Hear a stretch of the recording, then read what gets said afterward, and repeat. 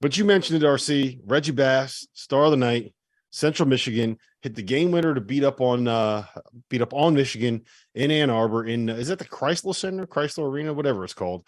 But we'll get to Reggie in a second. He's going to join us live. I want to talk about Michigan first. I called them Michigan, and producer Trevor did not think that was as funny as I thought it was going to end up being. But RC, this team 7-5. They just lost to a 4-8 directional school rival, in-state rival. What's your take on this Wolverine program? Is there a way back from them, or is this the point where now, to put into context where they are right now, Kentucky's best win is no longer Michigan on neutral. It's beating Yale at home. That's where we are with the Wolverines at this point. They're struggling. I mean, that's just putting it kindly. How they come out of it, I don't know. I don't know where the scores are going to come from. I was expecting Hunter to average, like 20 and 10, 20 plus 10 and kind of, be a dominant force. He's not dominating right now. The other guys, and again, he's drawing double teams and he's drawing a lot of attention. Not enough perimeter shooting around him to spread the, spread the lane out, open the paint up for him a little bit to operate. And they're just, I think the formula's out for beating them. And until they get a game where they knock down some shots, I think they will for a game or two, but I'm not relying on anything that's going to be consistent season long. They kind of seem to be playing down to the competition. I mean, they lost to Virginia by 2. Kentucky was a good game. Carolina, they played well.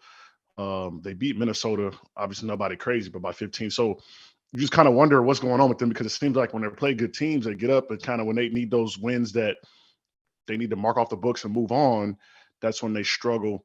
And like I said, Dickinson, I don't know. They kind of cracked the code on him. Hey, look, we're just going to throw the whole sink at him and see if other guys around him can help. And they haven't been doing that. Is this still a tournament team in your guys' mind? Like you mentioned, John, they don't really have outside of Central Michigan. It's not like they have bad losses, right? Like Arizona State is a 2-loss team. Virginia is a top 25 team. Kentucky, we could say whatever we want about them. That's still, by the metrics, a good loss, if you will. North Carolina is a loss that's still a top 25-ish kind of a team that's going to end up being better when it's all said and done. So it's not like there's an awful resume there, and you're going to have opportunities to build on it when you get into conference play. That's just what happens when you're in the Big Ten. But do you think this team has the pieces to be able to kind of get to that point, John? I think they have the pieces. I mean, they have the potential. As we saw, they play well against good teams. And so it's about putting everything together, with Juwan Howard. This is a different ballgame than the professional, right? So you never know kind of his philosophy, what he's got going on, how he's playing it. But they have a chance. They play in a good league, so they're going to have some good games coming up, to play against some teams to kind of improve their resume. But as of now, they're on the outside looking in, and they don't have a lot of time left. RC? I mean, they got conference play. They got conference play to get it going. I mean, tonight's loss is brutal. I mean, let's not sugarcoat it. I mean, tonight's loss hurt. I mean, they lost to some teams I think their struggles to score, and as do they. And my only concern about them is, where did the scoring come from? I mean, I just don't know. Like tonight, Hunter Dickinson just had 13 and 6 against Central Michigan. And if he doesn't get going, like I said, he needs to be a dominant, at least 18 and 12 or a 20 piece, for this team to get anywhere close for us to be talking about them being a tournament team. They're going to have opportunities because the team's in the Big Ten. There's no question about that. But right now, we haven't seen anything to say that they can turn that around. Yeah, it's worrying to me when you have a team that it feels like they have pieces around him, right? Like Jet Howard's a guy that is getting NBA attention already. He's 6'8". He shoots it. I think he's shooting over 40% still from beyond the arc. It's not like Kobe Buffkin hasn't done some things in recent games. Terrence Williams is more of a glue guy in my mind than a go-to guy, but he kind of fits that small ball 4-ish versatile kind of role that you want when you have a guy like Hunter Dickinson. They have 4 dudes that they can put around him, and in theory they should be able to make shots, but it's not coming off. And I don't know.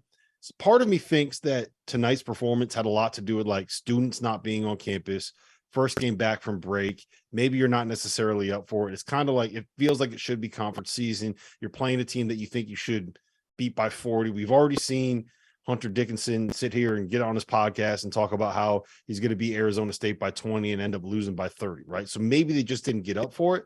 But to me, that's a problem. Like if you don't have the leadership to be able to get up for every single game, we talk about this with North Carolina. North Carolina's got significantly more talent than Michigan does. To me, John, that's worrisome. Yeah, and I'm I kind of looking at the schedule. They got Maryland coming up twice. They've got Michigan State, Penn State, Iowa. They got Purdue coming at the end of the month. So there's an opportunity to kind of get them back on track. And I see Michigan as maybe a bubble team, like, last four in, last four out type team, depending on how the season goes. Maybe need to make a late run in the tournament. And that's kind of what they're gearing up to be. So we're going to see what happens down there in Ann Arbor, man. If that's where do they finish in the Big Ten right now? Whew.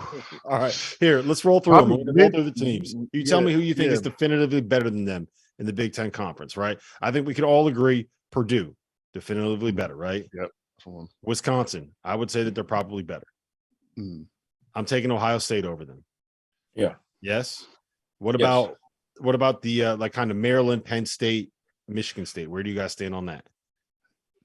Michigan State and Maryland.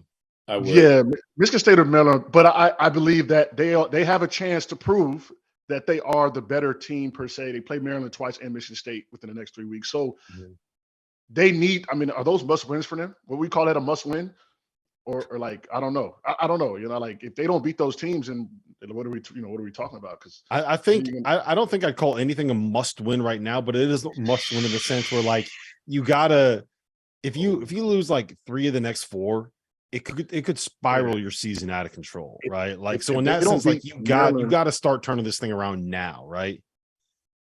Yeah, if they don't beat Maryland, which they play twice, and they don't beat Michigan State, and say they beat Penn State, that's still starting. They're start like 2-5, 2-4, because they got Purdue coming. They're not beating them, and so it could snowball for them. It could be a snowball for them quickly. They got to respond. I mean, tonight, there's no excuse for them. I mean, it's not on anybody. I mean, any one person, but as a collective, as a unit, they got to respond. I mean, that's just not a loss that they can have. We can say the Kentucky loss, the Carolina loss, Virginia loss. They lost to some tournament teams. So it's nothing to hang put your head down about. But you can't lose to Central Michigan at home. Well, you can, and they did. Yeah.